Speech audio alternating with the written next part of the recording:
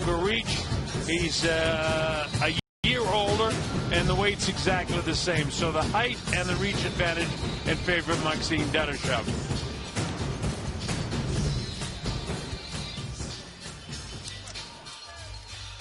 Unified rules of boxing for this one. 10-point must-scoring system. No standing 8 count. There's no 3 knockdown rule.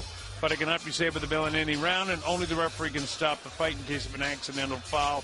Rich and I will explain the rule to you as it becomes pertinent. 6 rounds, super lightweights coming up. And Dadashev's opponent tonight is Efren Cruz Garcia.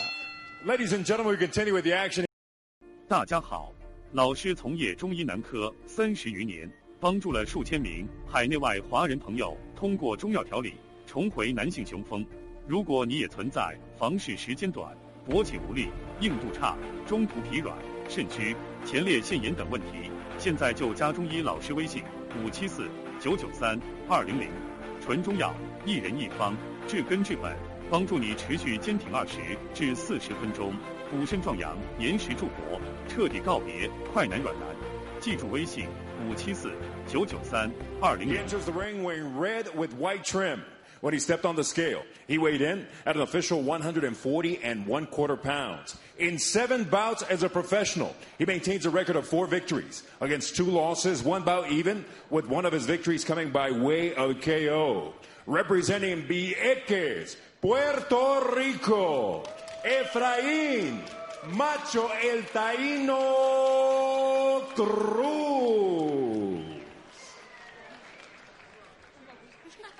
Across the ring in the red corner, he enters wearing black with gold trim. He weighed in at an identical 140 1/4 pounds. And he enters the ring an undefeated professional with 4 victories. All 4 victories coming by way of KO. Hailing from St. Petersburg, Russia, and now fighting at the Robert Garcia Boxing Academy in Oxnard, California, Mad Max Maxim Dadashev. So the referee, Kenny Bayless, brings the 2 fighters in. Cruz is going to have a problem with the power of Dadashev. It could be a problem. Cruz has had a couple of fights in 2016. He's lost both fights, Rich, but they're both 2 undefeated fighters. In July, he lost to Luis Oliveras, who was 11-0. In September, he lost to Jose Lopez, who's 7-0. And now here he is up against Dadashev, who's undefeated at 4-0 with 4 knockouts, a big heavy hitter. So here we go. Yeah, I don't know if I'd be smiling the way Cruz was there at the referee's instructions, but he had a big grin on his face and ready to go in this fight. Mad Max, as they call him, across the way, the big-time prospect. Yeah, all those guys that are fighting in Oxnard out of the Robert Garcia Boxing Academy up there are terrific fighters. He's getting plenty of work. He's managed by Aegis Climax, as you mentioned a little bit earlier. And all these fighters that he brings over from the former Soviet bloc countries are very, very good fighters, whether Kazakhstan fighters or Russian fighters or wherever they may be from, the Ukraine or wherever. This kid happens to be from St. Petersburg, Russia. Very cautious in the early going against a kid from Puerto Rico. Puerto Rican fighters like to mix it up. Dadashev looks a little squared up, so he wants to throw the right hand. Said he opens up with a left hook.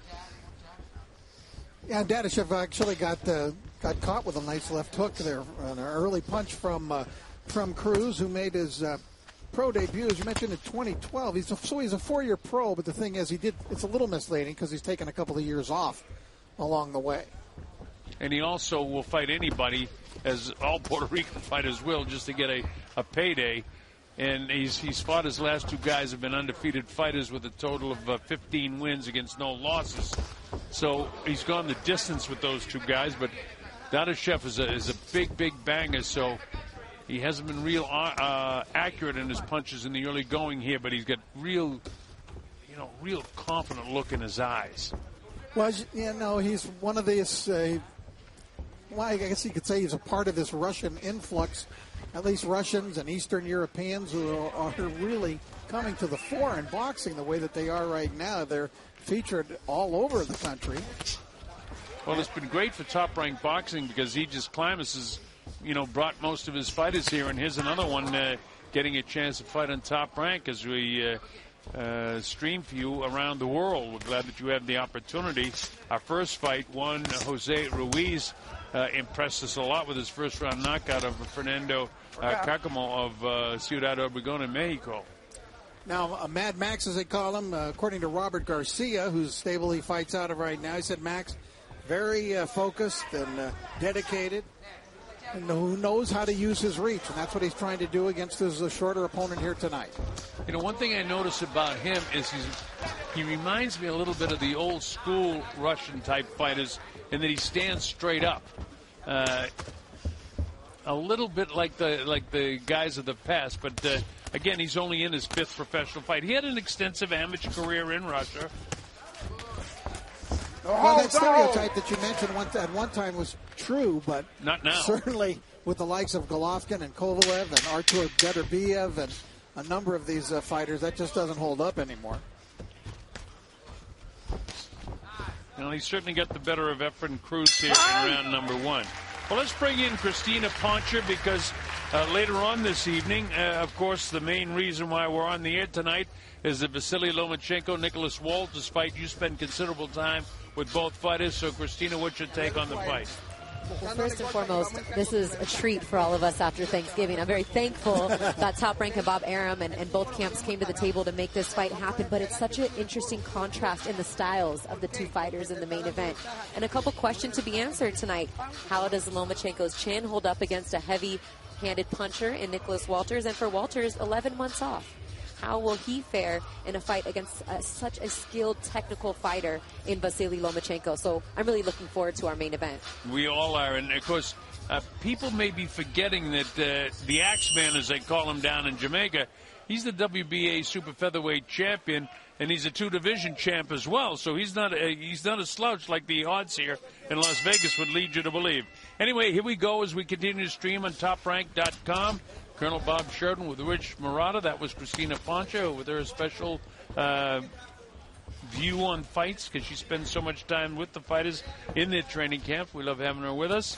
And now we've got Maxime Dadashev, the 4-0 fighter from Eastern Europe, decked out in the black trunks, fighting out of the Robert Garcia Academy in Oxnard, California. And one thing Robert is doing is keeping him active. I mean, this kid just made his pro debut on April the 2nd, and this is his 5th fight since then. Well, he's getting plenty of action for all of his fighters, and that's what these fighters, I mean, this kid's 26 years of age, which, you know, is kind of late for American fighters to turn pro, but the Eastern European guys, former Eastern European guys, all have such extensive amateur backgrounds with 100+, and tonight we get to see a guy that had, 200 or more amateur fights later on in Lomachenko? Was close to 400. 400, right. On the other hand, we're taking a look at Efren Cruz here, who's right in this fight, actually. As you can see, he's aggressive. He's got a tough style. He's a durable guy. Who's accustomed to going the distance in his fights, even though he lost those last couple. And we point out again to undefeated fighters, and here he is against Dadashev, who's cracking him with pretty good shots right now. Cruz skips back, takes another heavy blow, left hook to the side of the head. There's no quitting this guy. There's 3, 4, 5 shots in a row. Kenny Bayless lets him go because one arm was free. They were yelling from the corner of Cruz that they felt that was illegal work by Dadashev. Not at all. Not at all. I mean, you got an arm free, you fight. Oh, left hook, almost dropped him. Kenny Bayless says no more. He didn't go all the way down. His glove may have touched it, but take a look at his face and the way he's breathing.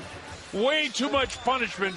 Good stoppage by referee Kenny Bayless in the 2nd round. So Cruz stopped by technical knockout here in the 2nd round, so we get back-to-back TKOs in our streaming fights tonight. Well, as soon as I tell you this guy always goes the distance, he got cracked. And I was thinking as the round was going on that those were very sharp punches that were being thrown by Dadashev. Good point. Very, very sharp, very crisp punches as he just climbs there. Cecilio Flores, Roger Anderson, and Robert Garcia. Watch this, Rich, now. Yeah, that right certainly did a lot of damage. Now, Cruz here was still fighting back, but here's what was the point of contention. They felt that this was illegal work by Dadashev. but he had his hands free, and he kept continuing to punch, and he was punching hard with that right hand. He came over the top there. Again, went right through the glove, basically, on that one. Follow-up left. Now you'll see the work on the ropes. Now, when the end comes, it appears he's going down. I thought he was just going to call that a knockdown and give him a count, but instead, Kenny Bayless called the fight at that point. And the reason, Rich, as you watch the end of this again, folks, is that prior to this, there were 11 straight punches in a row. And I couldn't tell by the replay whether it touched the canvas or not, but it's academic because it doesn't make any difference. Dadashev is getting a technical knockout victory here now in the second round. Here's Lupe Contreras. The blows forces referee Kenny Bayless to step in and call a halt to this contest with an official time of 1 minute, 57 seconds of round number 2, declaring the winner by way of technical knockout, still undefeated, Mad Max Maxim Dadashev. So Max Dadashev makes short work of Efren Cruz, the kid from Puerto Rico, came here, but at the very outset I said Dadashev's power could be a problem for Efren Cruz, and Rich, certainly it was. Yeah, and it looks like Robert Garcia's got himself another nugget in his gallery. It was a good job of finishing, I thought, there. That was a really strong left, and that punch really cracked him. I thought it was going to be a knockdown. Kenny Bayless said, no, the kid's had enough because of the succession of punches that the Colonel referred to. Yeah, I counted 11 punches in that series. When you were saying that they were calling from the corner, that those may have been